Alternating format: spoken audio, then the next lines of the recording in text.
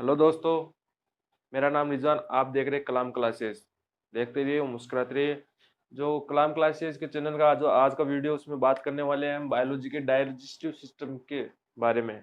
जो बायोलॉजी का जो टॉपिक है, जो बायोलॉजी में जो मानव वुमेन बॉडी के बारे में जो टॉपिक दे रखे हैं, आपके चैप्टर दे रखे हैं, उसके बारे में बात करने वाले हैं। अब देखो, डाइजेस्ट सिस्टम है वो एनसीईआरटी की जो बुक है, उसमें चैप्टर नंबर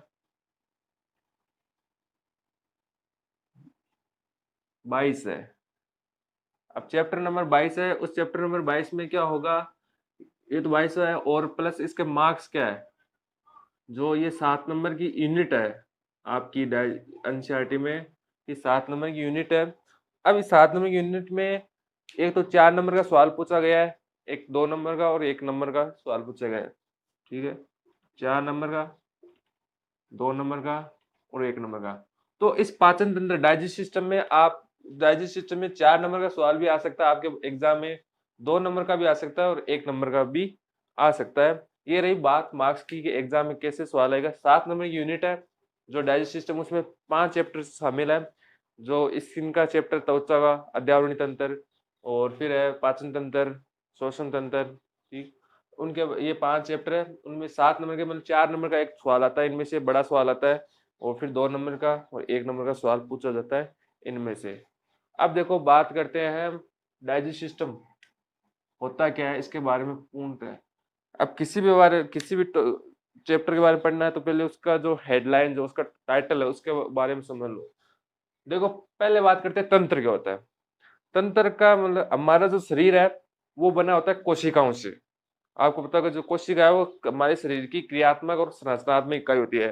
मतलब कोशिका ही होती है जो हमारे शरीर में हर जो कार्य करवाती है, चाहे वो उठने का, बैठने का, चाहे शरीर के अंदर के कार्य, जो भोजन पचाने का, शोषण कराने का, और संरचनात्मक जो हमारे शरीर का जो संरचना है, जो बॉडी का शेप बन रखा है, वो कोशिकाएं बनाती है। तो कोशिका, ये जानते हो, कोशिकाओं का समूह कहलाता है उत्तक। कोशिकाओं का समूह क्या कहलाता है? सेल्स होती है, इनका समूह है, ग्रुप, क्या कहलाता है? उत्तक, टिश्यू। और उत्तकों का समूह है, क्या कहलाता है? अंग। और अंग, जब दो या चार, दो एक से अधिक अंग हो, दो या दो से अधिक अंग हो, तब उसको बोलते हैं तंत्र। ठीक है। अब देखो, तंत्र क्या होता है कि तंत्र में आप बात ध्यान में सुनना। जैसे अपन बात करते हैं सेंट्रल गवर्नमेंट के एग्जाम्पल के थ्रू समझाता हूँ, तंत्र कैसे हमारी बॉडी में तंत्र कैसे काम है।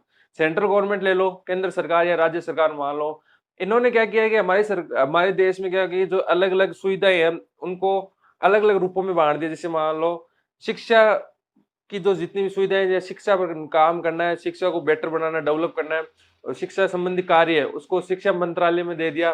स्वास्थ्य संबंधी कार्य स्वास्थ्य मंत्रालय में दे दिया। परिवहन संबंधी, ठीक है, जितने आवागमन संबंधी कार्य है वो किसको दे दिए? परिवहन मंत्रालय में अलग अलग बांट दिए, ताकि क्या हो, जो कार्य हो वो सुविकसित सुव्यवस्थित रूप से क्या हो, चल सके। तो इसी प्रकार का हमारे शरीर में क्या होगा कि जो अलग अलग तंत्र होते हैं हमारे शरीर की कार्य प्रणाली को सुचारू रूप से चलाने के लिए। ये तंत्र कौन कौन से आपने सुने होंगे कि पाचन तंत्र हो गया, श्वसन तंत्र हो गया, उत्सर्जन तंत्र। पाचन तंत्र होता है पाचन संबंधी कार्य करवाता है, श्वसन तंत्र है वो श्वसन संबंधी कार्य करवाता है, और जो उत्सर्जन तंत्र है वो मूत्र संबंधी और अवशोषण संबंधी कार्य करवाता है। रक्त परिसंचरण जो ब्लड संबंधी, हार्ट संबंधी कार्य करवाता है। ठीक, ये इनके अलग अलग कार्य हो गए ताकि हमारी बॉडी का वो कंटिन्यू मेंटेन रह सके और सुचारू रूप से कार्य करते रहे। ठीक, अब देखो, इन तंत्र, ये तो हो गया तंत्र, आपको समझ में आ गया कि कोशिकाओं का समूह उत्तक, उत्तक का समूह अंग कहलाता है, और अंग का समूह मतलब जब एक तंत्र में कम से कम 6 या 7 अंग हो, 4 अंग हो, 2 या 2 से अधिक अंग होने चाहिए। अब बात करते हैं पाचन। पाचन क्या होता है? पाचन का मतलब होता है कि जो शरीर में जटिल भोज्य पदार्थ है। कौन से भोज्य पदार्थ? जो जटिल, ठीक है, जिनको तोड़ना कठिन होता है, कठोर पदार्थ है, जटिल भोज्य पदार्थ है, उनको क्या होता है, सरल और अवशोषण रूपी पदार्थों में तोड़ा जाता है। जटिल पदार्थों को किसमें? सरल, और जो अवशोषण अवशोषण हो सके ऐसे पदार्थों में तोड़ा जाता है। किनकी सहायता से? एंजाइमों के द्वारा। एंजाइम की सहायता से उसको क्या कहते हैं? पाचन कहते हैं। ठीक है, कि जो जटिल पदार्थ है उनको सरल पदार्थों में तोड़ा जाना पाचन कहलाता है। और इसी जो ये क्रिया होती है साथ में, जिस तंत्र में क्रिया होती है उसको पाचन तंत्र हम क्या कह सकते हैं, पाचन तंत्र कहते हैं। कि ऐसा तंत्र जिसमें क्या हो कि जटिल ऐसा तंत्र जिसमें जटिल जो भोज्य पदार्थ है उनको एंजाइमिक अपघटनों द्वारा क्या होता है, सरल और अवशोषण रूपी पदार्थों में तोड़ा जाता है, वो पाचन तंत्र कहलाता है। अब बात सुनना कि पाचन तंत्र होता है ना,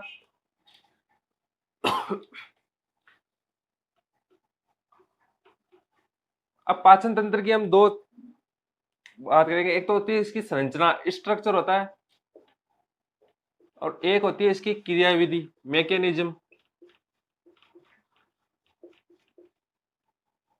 एक होगी संरचना, एक होगी क्रियाविधि।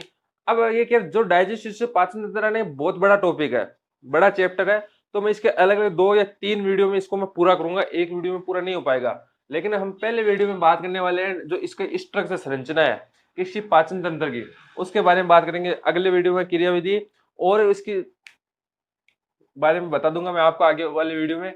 अब देखो पहले संरचना, जो पाचन तंत्र है उसकी संरचना कैसी है ये सुनना। मैंने डायग्राम दिया है, वो देख लेना, आपको नॉर्मली आपकी बुक्स में भी एनसीईआरटी में दे रखा है और मैंने भी दे दिया वीडियो में। संरचना देखो, इसको इसको 2 भागों में बांट दिया गया है संरचना को। एक तो आहार नाल और एवं पाचन ग्रंथियां।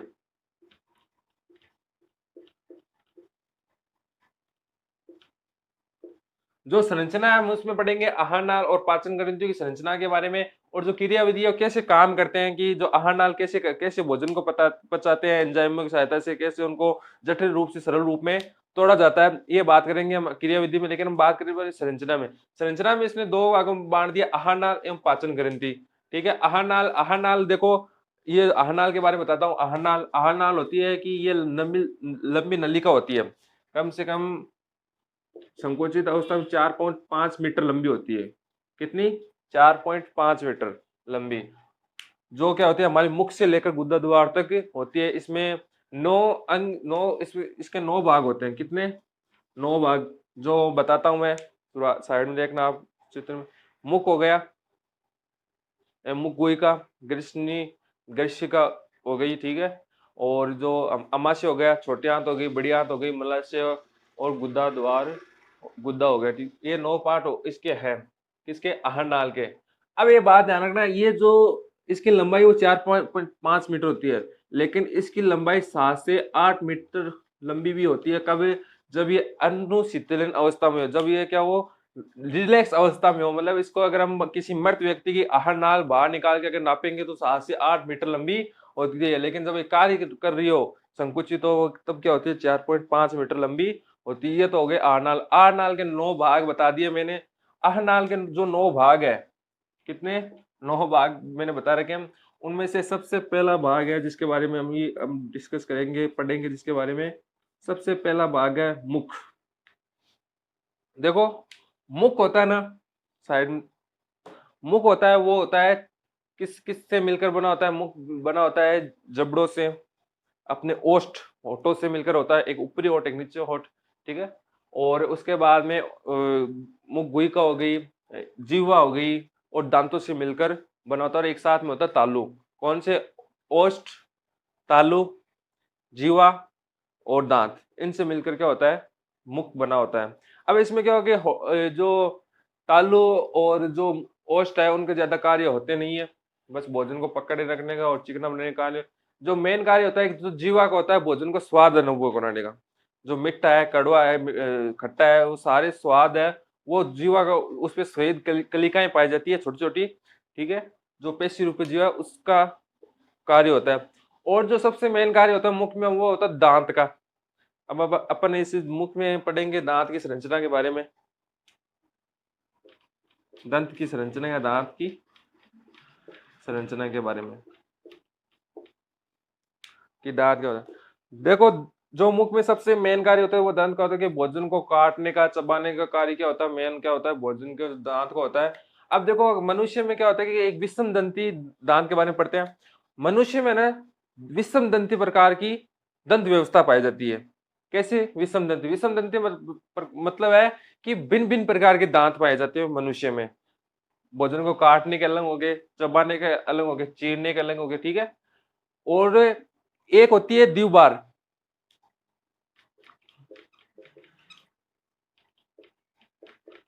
एक विषम दंती, एक द्विबार दंती।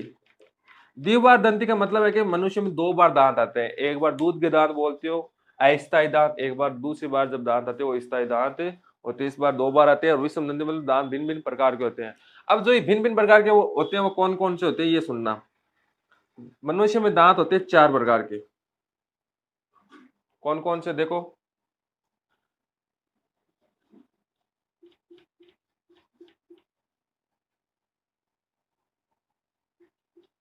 इंसाइर मतलब इसको हिंदी में बोलते हैं अग्रचौनक, फिर केनियन, प्रीमोलर,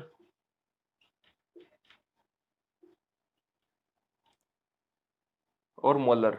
मनुष्य में 4 प्रकार के दांत पाए जाते हैं। सबसे जो जबड़े में, प्रत्येक जबड़े में होते हैं जो 4 दांत होते हैं शुरुआत के, इनसाइड जो भोजन को चबाने काटने का कार्य करते हैं, इनसाइड जो भोजन को, केनियन जो भोजन को चीरने का कार्य करते हैं, प्री मोलर और मोलर भोजन को क्या करते हैं, चबाने का कार्य। जो हमारे पीछे सबसे पीछे वाले दांत होते हैं, जाड़ के दांत बोलते हैं उनको, वो होते हैं। ठीक है, अब जो ये तो हो गए मनुष्य में दांत 4 प्रकार के हो गई। अब इनकी संख्या देखो, एक दंत सूत्र होता है उसकी सहायता से पता करते हैं। 21 23 इंटू 2 ये होता है दंत सूत्र मनुष्य में। जो ये दांत हो गए आई जो इंसाइर है, ये कैनियन, ये प्रीमोलर, ये मोलर।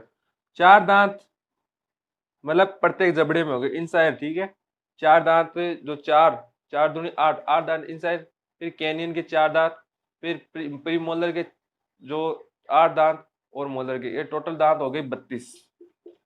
आप जोड़ लेना इनको, 2 3 5 और 8 8 8 16 16 इंटू 2 32 दांत ये होते हैं। किसमें, मनुष्य में पाए जाते हैं 32 दांत।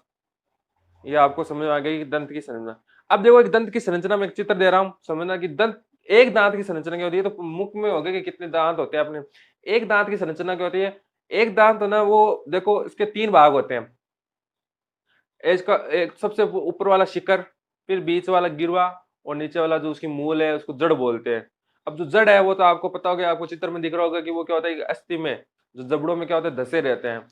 ठीक है, जिसमें क्या होती है, रुधिर वाहिकाएं आती है, तंत्रिकाएं होती है, जिसमें जो आवश्यक, जो दांत को भी क्या होती है कि ऑक्सीजन की वगैरह की कार्य करने के लिए क्या होती है, आवश्यकता होती है, उसके लिए रुधिर वाहिकाएं तंत्रिकाएं होती है। दूसरा जो गिरवा होती है, उसमें क्या होगा कि जो डेंटिन पार्ट है और रुधिर वाहिकाएं शामिल होती हैं गिरवा में। जो डेंटिन है वो क्या होगा कि जो दांत का मुख्य पदार्थ, मेन भाग होता है। और जो सबसे शिखर वो इनेमल। ठीक है, कि जो अपने बाहर दांत के बाहर जो सफेद दिखती है वो इनेमल इनेमल होती है, जो दांत की सबसे ऊपर वाली परत है, जो सबसे ज्यादा काम में आती है। ये आपने नॉर्मली ये ज्यादा अनमोस्ट है, ज्यादा है नहीं इतना मोस्ट इंपोर्टेंट टॉपिक। अब हम दूसरी बात करेंगे ग्रसनी के बारे में।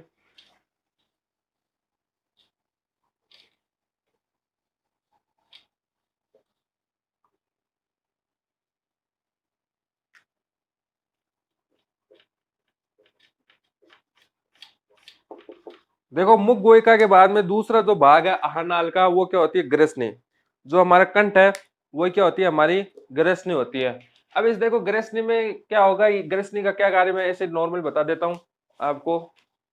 इस ग्रसनी में क्या होता है कि एक तो आहार नाल के लिए अपने जो एक ग्रास नाल एक छिद्र होता है, एक तो श्वास नाल के लिए। आपने देखा कि 2 कंठ में 2 छिद्र होते हैं, एक में एक श्वास के लिए, एक भोजन के लिए। तो ग्रसनी में 2 छिद्र होते हैं। और इसमें सबसे मेन कार्य है, इसमें एक ढक्कन पाया जाता है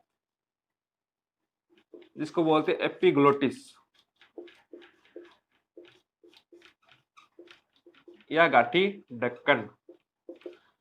जो क्या कार्य करता है, एपिग्लोटिस होता है, वो क्या करता है कि जब अपन भोजन खा रहे हैं तो वो श्वास नाल को बंद कर देता है।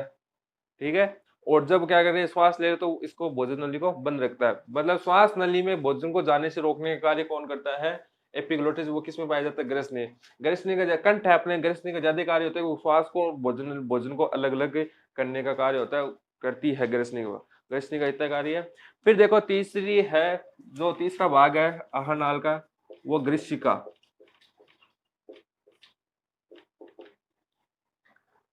अब देखो ये ग्रीशिका क्या होती है कि ये 25 सेंटीमीटर लंबी नलिका होती है, हमारे कंठ से लेकर जो नीचे अमाशय है, आपको डायग्राम में दिख रहा होगा, जो कंठ से लेकर जो अमाशय तक है ना 25 सेंटीमीटर लंबी नलिका होती है। इसमें क्या होता है कि भोजन के परिवहन को उत्तरदायी होती है, कि भोजन का जो हमने मुंह में भोजन खाया था उसको अमाशय तक पहुंचाने का कार्य इसको होता है। और इसमें अलग अलग जो श्लेष्मा कोशिकाएं इसके स्तर बने होते हैं, श्लेष्मा के स्तर बने होते हैं, ठीक है, अदर श्लेष्मा के, वो क्या करते हैं इसको चिकना बनाए रखे ताकि भोजन कहीं अटके ना। और इसका दूसरा कार्य एक आपको सुनना ध्यान के कि आपने सुना होगा उल्टी कैसे होती है। जो ग्रीसिका है ना उसमें कम कर्माकुंचन गति होती है। कौन सी कर्माकुंचन? ग्रसी में कर्माकुंचन गति होती है। वो क्या करती है, जैसे हमने भोजन खाया ना उसको नीचे की दबाने का, अब नीचे दबाती ताकि भोजन वापस मुंह की तरफ बाहर नहीं आए। लेकिन कभी आपने सुना है उल्टियां, वोमिटिंग? वोमिटिंग कैसी होती है और इसका नाम उल्टी कैसे पड़ा ये भी सुनना। वोमिटिंग होती है कि ये कर्माकुंचन गति हमेशा क्या करती है, ऊपर से नीचे की ओर चलती है, मुख से अमाशय की ओर चलती है। लेकिन कभी कभार कोई दिमाग की संदेशों के कारण, सूचना के कारण, या फिर कभी कभार आप सफर कर रहे हो तो ऐसे कोई बीमारी के कारण क्या हो सकती है, ये जो कर्माकुंचन गति है ना वो नीचे से ऊपर की ओर चलना स्टार्ट हो जाती है। उस कारण क्या होता है, जो अमाशय में जो भोजन है वो क्या हो जाएगा, मुख के ओर से बाहर आना स्टार्ट हो जाता है। ये होता है वोमिटिंग उल्टी ग्रसिका में, ठीक है। अब देखो अगला टॉपिक अपना, जो ये तो ग्रसिका इतना है नहीं मोस्ट, अगला जो है अमाशय।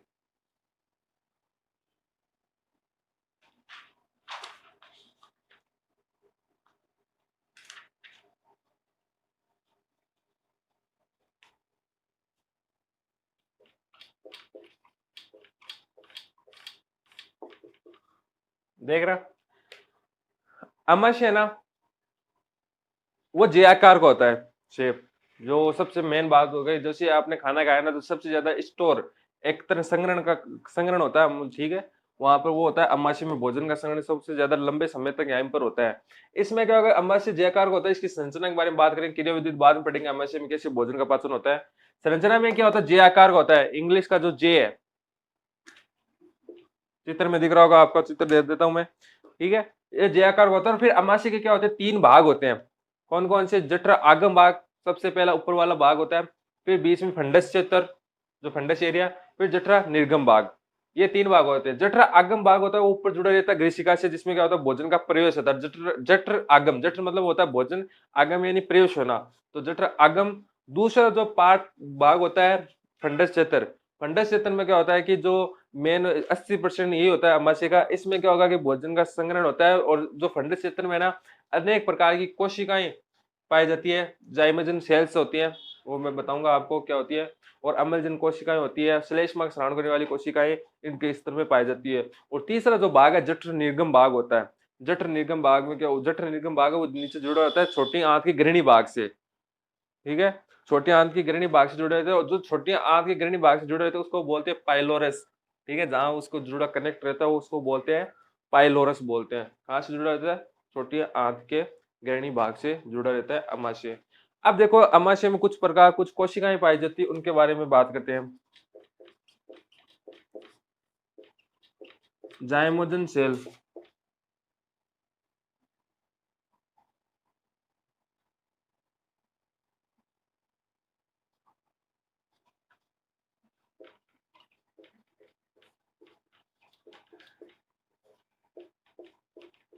इनमें सुना है ये जो जाइमोजन सेल ये पाई जाती है फंडस जो क्षेत्र है अमाशय का, उसकी भित्तियों में पाई जाती है।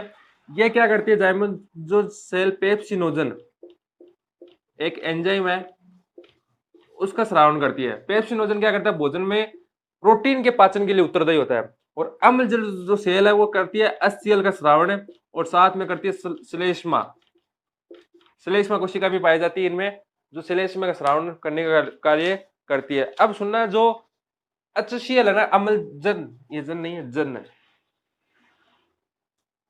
ये क्या है, जन।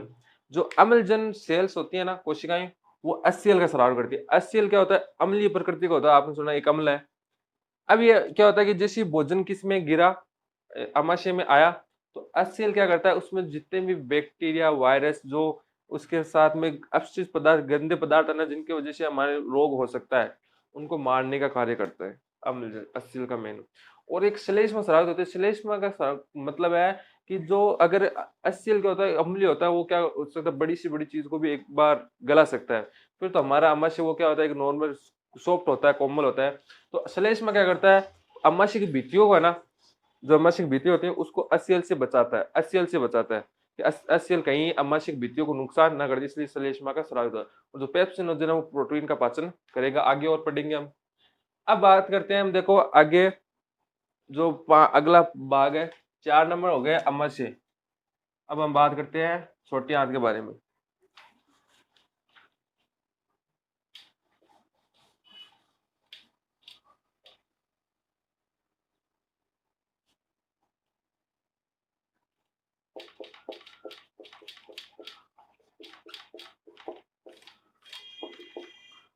छोटी आंत की सुनना, छोटी आंत में क्या होता है कि सबसे ज्यादा भोजन का पाचन कहाँ होता है, छोटी आंत में होता है। अब छोटी आंत की जो संरचना है, वो छोटी आंत के 3 भाग होते हैं। सबसे पहला भाग होता है ग्रहणी, जिसमें भोजन का सबसे ज्यादा पाचन होता है। अगर आपको सवाल आ जाए 1 नंबर का कि सबसे मानव आहार नाल में सबसे ज्यादा पाचन कहाँ होता है, तो वहां उत्तर, उसका आंसर होगा ग्रहणी भाग में। अब देखो जो 3 भाग होते हैं, एक तो ग्रहणी, एक अग्र क्षुद्रांतर, एक क्षुद्रांतर। मैंने दे रखा है अग्र, जो इसकी छोटी आंत की संरचना, ग्रहणी दे रखा है, अग्र क्षुद्रांतर और क्षुद्रांतर दे रखा है। ठीक है, इनमें क्या होता है, भोजन, इनमें क्या होता है कि पाचन होता है, सबसे ज्यादा भाग ग्रहणी में होता है। अब देखो कि अग्र क्षुद्रांतर और क्षुद्रांतर, उनमें क्या होता है, जल का अवशोषण होता है, या भोजन का पाचन तो ग्रहणी में होता है, लेकिन अवशोषण आगे होता है। और जो आपने औषधियां लिए उनका, या जल अपघट्य पदार्थ है, या जो खनिज लवण है, उनका जो अवशोषण होता है ना, वो सारा क्या होता है, अग्र शुद्धांतर और शुद्धांतर भाग में होता है। किसके, छोटी आंत में। अब देखो जैसे अमाशय में कोशिकाएं थी, उस प्रकार इसमें भी कोशिकाएं पाई जाती है। कौन कौन सी कोशिकाएं, वो देखना। एक तो कोशिका पाई जाती है कलश कोशिका, कलश सेल। एक होती है पेनेत कोशिकाएं, पेनेत सेल।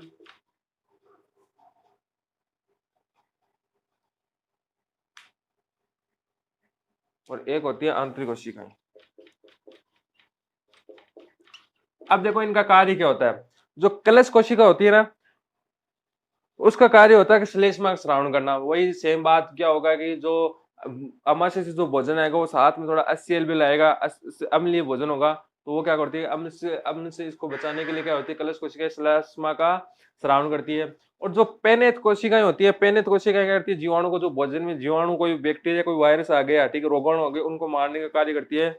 और जो आंतरिक कोशिकाएं होती है, आंतरिक कोशिकाएं क्या करती है, बड़ी मात्रा में जल एवं जल अपघट्य पदार्थों को क्या करती है, श्रावण करती है, स्राव करती है। जल की ज्यादा क्या हो, भोजन क्या हो, ज्यादा गाढ़ा ना हो, इसलिए क्या होता है, थोड़ी मात्रा में जल और जल अपघट्य पदार्थ है, उनका श्रावण करने के लिए भी कोशिकाएं होती है। और साथ में एंजाइम, एंजाइम का भी श्रावण करती है। ये 3 कोशिकाएं होती हैं। 2 कोशिकाएं वहां बता दी। कोशिकाएं आपको याद रखनी संरचना में, कोशिकाएं उनके कार्य क्या होते हैं, ठीक है, मैंने साथ में दे रखे हैं, आप देख लेना। अब बात करते हैं हम, इसमें एक ब्रुनर ग्रंथि और पाई जाती है। कौन सी, नाम लिख देता हूँ, ब्रुनर, ब्रुनर ग्रंथियां, जो श्लेष्मा का श्रावण करने के लिए ही उत्तरदायी, ज्यादा कार्य है नहीं, बस नाम याद रखना। फिर देखो बात करते हैं बड़ी आंत के बारे में। बड़ी आंत में क्या होता है कि जो बड़ी आंत है ना, छोटी आंत की अपेक्षा में, क्या दिखने में तो बड़ी दिखती है, लेकिन इसकी साइज क्या होती है, छोटी आंत की अपेक्षा में क्या होती है। और बड़ी आंत में क्या होता है कि जो थोड़े वो जल का अवशोषण, जल जो हमने औषधि लिए उनका अवशोषण, और कुछ उनका अवशोषण होता है, पाचन होता नहीं है बड़ी आंत में बिल्कुल भी। अब देखो कि एक क्या होती है कि इनमें एक ही कर्मी रूपी प्रेषिका पाई जाती है, कर्मी रूपी प्रेषिका, या इसको बोलते हैं अपेंडिक्स, इंग्लिश में बोलते हैं अपेंडिक्स, ठीक है। ये क्या होती है, एक अवशेषी अंग होती है। क्या होते हैं, अवशेषी अंग, मतलब जिसका कोई कार्य नहीं होता हमारे शरीर में। इसका ये पहले अवशेषी, ये जो कर्मी रूपी प्रेषिका पहले समय में, जब हमारे जो आदि मानव वगैरह, हमारे जो पूर्वज थे, उनमें एक्टिव थी। क्यों, वो जो क्या, ये क्या करती है, सेलुलोज का पाचन करती है। जो घास फूस है ना, हरे पदार्थ जिनमें सेलुलोज पाए, उनके पाचन के लिए। अब हम क्या करते हैं, सेलुलोज का भोजन करते नहीं है, इसलिए क्या होगी, ये धीरे धीरे क्योंकि अवशेषी अंग होगी, किसी काम की नहीं होती है। ये पाई जाती है बड़ी आंत में, ठीक है। लेकिन कई बार क्या होती है, ये जब इसकी वृद्धि, ग्रोथ होने लग जाए ना, तब ये दिक्कत देती है। फिर इसको ऑपरेशन की सहायता, शल्य चिकित्सा की सहायता से काट कर अलग कर दिया जाता है, बाकी इसका और कोई कार्य। लेकिन इसमें कई प्रकार के जीवाणु वगैरह पाए जाते हैं, जीवाणु का ये आवास होता है कर्मी रूपी परिशिष्टिका। ये बड़ी आंत है, बड़ी आंत में कोई ज्यादा बड़ी है नहीं, बस नॉर्मल ये ज्यादा जल अपघट है और जल का अवशोषण होता है। फिर बड़ी आंत के बाद में अगला जो पार्ट है वो होता है मलस्य गुदाद्वार। ठीक है, जो क्या करता है कि जो अपशिष्ट पदार्थ है भोजन में, भोजन का जो अपशिष्ट पदार्थ बना है, जो मेन मेन कार्य है वो अवशोषण उनका हो गया छोटे आंत बड़ी आंत में, लेकिन जो अपशिष्ट बचा उनका संग्रहण मलाशय में किया जाता है। और फिर जब उनका कैपेसिटी बढ़ जाती है तो उनको क्या होता है, बाहर निकास कर दिया जाता है अपशिष्ट पदार्थों का। ठीक है, ये हो गई अपने आहार नाल की संरचना। फिर इसके बाद में हम पढ़ेंगे पाचन ग्रंथि अगले वीडियो में और इसकी मैकेनिज्म क्रियाविधि। तब तक आप क्या करो, हमारे वीडियो को लाइक सब्सक्राइब करो, और डाउट है कोई तो कमेंट में पूछ लो, वरना कांटेक्ट आप कर सकते हो, कांटेक्ट। ठीक है, थैंक यू सो मच।